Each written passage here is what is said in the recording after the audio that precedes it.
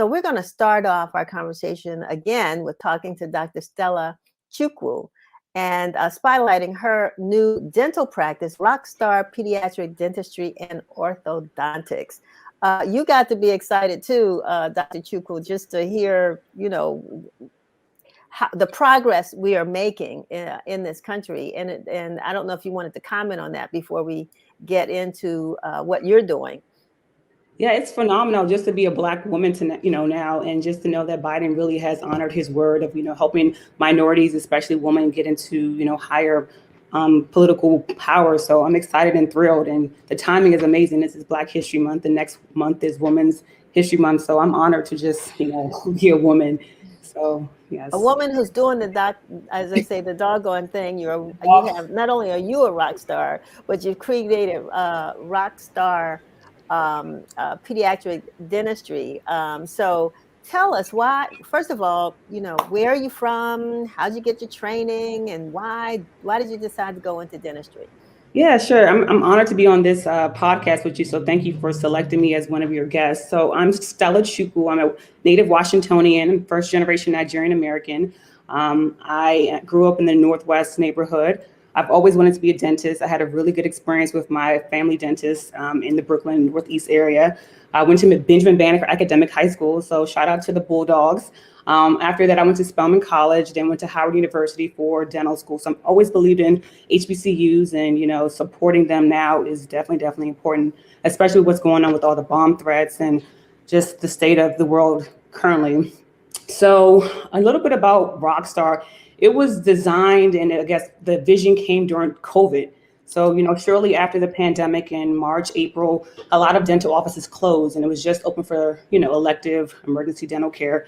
And, for 6 months, I was just basically at home, just thinking about like my vision, what I wanted out of life. And that's when I started to create, I had the vision, it came to me, and I started to look for real estate, look for, healthcare attorneys. And I started, so I would say about April of 2020 is when Rockstar began to, become a thing. And I found a location in the city, in the neighborhood I used to live in. And I currently actually moved back to the neighborhood. And we're here in a storefront next to Target. We have great visibility. We're off of Georgia and Eastern Avenue Northwest. So I'm excited and just wanted to share my story. Why Rockstar? Where did you get that name from?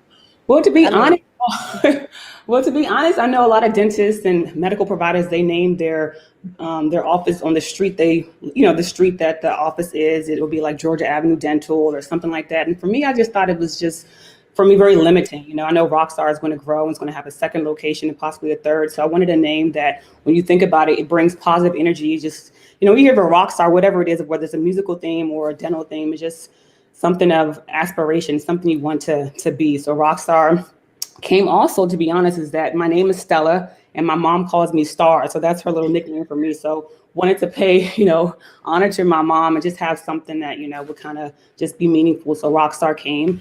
And it's now Rockstar Pediatric Dentistry and Orthodontics. That's fantastic, and congratulations to you for opening the practice, and as well for being with us today. Because I think back a few years back when there was a story, and I don't know if you remember this, about a child. I think that a boy lived in Maryland with his mother, and his mother couldn't afford to get dental care for him, and he was suffering from, I guess, a toothache. It became infected, and he ended up dying from it because the infection spread throughout his body. Yeah. And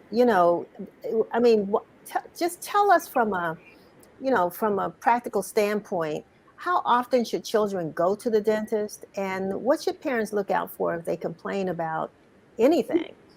Yeah, you're absolutely right. That was Diamante Driver. And I do believe that was in the early 2000s when he passed away. And that's when a lot of people really woke up to the fact that, your mouth is a part of your body and it should be, one of the priorities that parents really consider. People think, oh, it's just baby teeth, they're going to fall out. But to be honest, what we're doing is setting up the foundation for good oral hygiene practices. So, that is very an extreme case. But yes, because the body is connected, the mouth is connected to the body, it does happen. So he had a dental abscess. And a dental abscess is caused because there's untreated dental decay or cavities. And so we have to think about what we're actually eating. And so to prevent dental decay, it's really important that a child comes to the dentist no later than the age of 1, and creating a dental home where a place, the dentist and the patient and the family can have, relationship building. So we shouldn't be waiting to the age of 3. I know a lot of pediatricians say, oh, don't worry, don't worry about it till the age of 3. But actually, we're missing a lot of milestones where we can actually do a lot of prevention. A lot of the first time moms, they don't know about fluoride. They don't know how to brush their teeth. They need pointers. So when they come to the dentist at an early age, we're hoping to, educate, to kind of guide them on how to, how to brush, what to do, what kind of foods they're eating, and what really happens if you let a cavity, such as what happened to Diamante Driver, untreated. It can turn into an abscess if you don't get it, an antibiotic to take care of it, or get it extracted. It can actually, have a Gulf-size swelling of your whole face, which can lead to, decay, if not death, which would happen to him. So it's really important to really stress prevention. And like you said, starting as early as 1, which is, babies will remind you that they're having teeth problems when they start teething, and they keep you up all night because, they can't sleep because their mouths hurt. And so that's a reminder from what you're saying to get them started. But talk a little bit about food and decay, and because some parents are not conscious and their kids are eating candy and sodas and juices and all kinds of stuff that may or may not be good for them. But how do you advise parents about that? I would say during the pandemic with, virtual school, we've noticed an increase in dental cavities. As you can imagine, that a lot of kids were working in, the comfort of their homes and weren't really brushing on routine, just snacking and grazing throughout the day. So we have noticed the intake of dental cavities. We have patients who never had cavities, and all of a sudden, 18 months later, they had cavities. So even during the pandemic, I know we're kind of winding out, or at least things are getting, better, depending on, which side of the table you sit on. But it's really important to understand nutrition. So we do recommend, a lot of foods that are calcium rich. So like cheese, low fat, milks and yogurts, and avoiding a lot of sticky, hard candies, which aren't good for your teeth. And ultimately, at the end of the day, water. Water is the universal solvent, and it's good for your skin, it's good for your body, it's good for your teeth as well. So if you can't brush, we do recommend 2 times brushing twice a day for at least, 30 minutes or 30 seconds, pardon me. But it's really 30 minutes, that's a long time, right? If you can, that's even better. But for at least, 30 seconds, each quadrant for 2 minutes, actually. So what we recommend is that you really look at your child's snacking patterns. So it's the frequency of snacking too, right? So it's not necessarily what you're snacking on, but how often. So if you can introduce more, variety of fruits and vegetables, like I said, cheeses.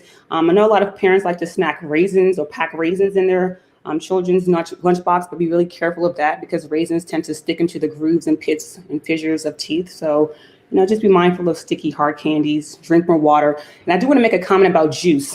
A lot of parents think that 100% juice is really, is better than a lot of the concentrated things, but it's also important that, children under the age of 6 drink less than 4 ounces of juice. So sometimes we're consuming too much juice. So there's no nutritional value for juice. So ideally, more water, but if you have to, be mindful of the consumption. So after the age of 6, we can recommend up to 8 ounces. But for our little ones, we really want to stick to under 4 ounces of juice. Yeah, that's good. I sometimes believe in diluting it, half and half, or with juice and water. If you want a little flavor, that's fine, or squeeze something in there, but make it mostly water. But this is excellent. Do you have anything special that you're planning besides being with us for Children's Dental Health Month?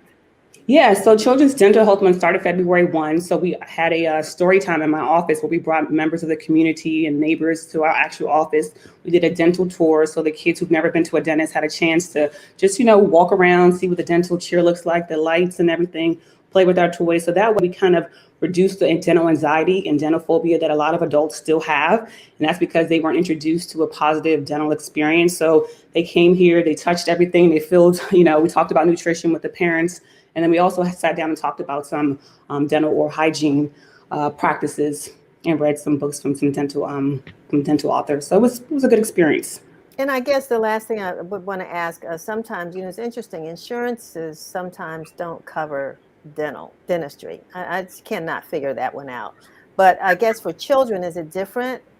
Yeah, I would say most insurances, if the parent adds the child to the insurance, they cover 100% preventive, if not 100%, 80%. So I think that with our legislation, they are doing a better job to really include dental care and preventive things. So I would say most of the time the parents have insurance and they add the child is generally not an issue for dental exams. Currently at our office, we are giving complimentary dental exams for children under the age of 2.